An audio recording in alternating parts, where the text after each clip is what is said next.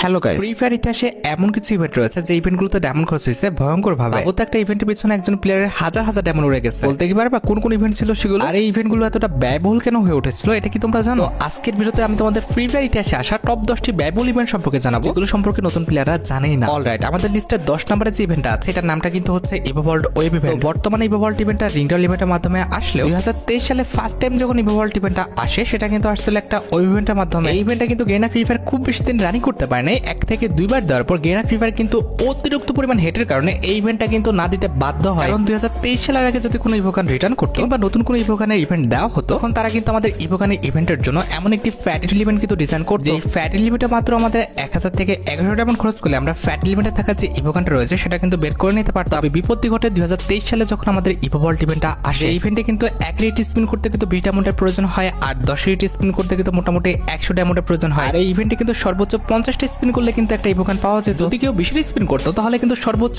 1000 diamond লাগতো আমাদের একটা ইভোকান বের করতে। আর যদি কেউ 10 স্পিন 5টা করতো তাহলে কিন্তু সর্বোচ্চ 900 ডায়মন্ড লাগতো আমাদের ইভোভল্ট ইভেন্ট থেকে একটা ইভোকান বের করতে। এখন তোমাদের মনে প্রশ্ন আসতে পারে যে ফ্যাটি লিমিটের চেয়ে তো আমাদের এখানে ডায়মন্ডের পরিমাণটা কম লাগতো, তাহলে কেন ফ্রি ফায়ার প্লেয়াররা এই ইভেন্টটা হেড করলো? এই ইভেন্টটা হেড করার মেইন রিজনটি হচ্ছে এই ইভেন্টে কিন্তু একটা ইভোকান একাধিকবার কিন্তু দিত, মানে হচ্ছে রিপিটেড ইভোকানটা তারা কিন্তু আবার দিত। যার কারণে কিন্তু গেনা ফ্রি ফায়ার এই ইভেন্টের উপর কিন্তু প্রচুর পরিমাণ হেড খায়, আর পরবর্তীতে কিন্তু এই ইভেন্টটা না দিতে কিন্তু বাধ্য হয়। এখন তোমাদের মনে প্রশ্ন আসতেই পারে যে ভাই বর্তমানে যে ওয়ার্ল্ড ইভেন্টটা দেয় রিংডল ইভেন্টের মাধ্যমে এটারও তো একই অবস্থা। কথাটা তো ঠিক, ওই যে আমাদের পাগল বানাচ্ছে আর কি। অলরাইট, আমাদের লিস্টে 9 নম্বরে যে ইভেন্টটা আছে এটার নামটা কিন্তু হচ্ছে ইভোফাত ইভেন্ট। 2024 সালের রমাদান ইভেন্টের সময় ফার্স্ট টাইম কিন্তু এই ইভেন্ট আমাদের গেমের মধ্যে দেওয়া হয়। এই ইভেন্টটা কিন্তু আমাদের ইভোবোনাস ইভেন্টের কপি ইভেন্ট ছিল, যেখানে আমাদের ইভোবোনাস ইভেন্টে ইভোকানের টোকেন কিনে ইভোকানটা ম্যাক্স করা যেত। তবে এই ইভেন্টে কিন্তু ডাইরেক্ট স্পিন করে কিন্তু ইভোকান ম্যাক্স করা যেত। তার পাশাপাশি কিন্তু ইভোকান যদি ম্যাক্স না হতো তাহলে কিন্তু ইভোকানের লেভেল কমিয়েও দেওয়া হতো। এই ইভেন্টে কিন্তু আমাদের একটা স্পিন 300 ডায়মন্ড দিয়ে কিন্তু করতে হতো। সেই একটা স্পিন করার পর ইভোকান আপগ্রেড হওয়ার চান্স থাকতো মাত্র 20%। তার পাশাপাশি ইভোকান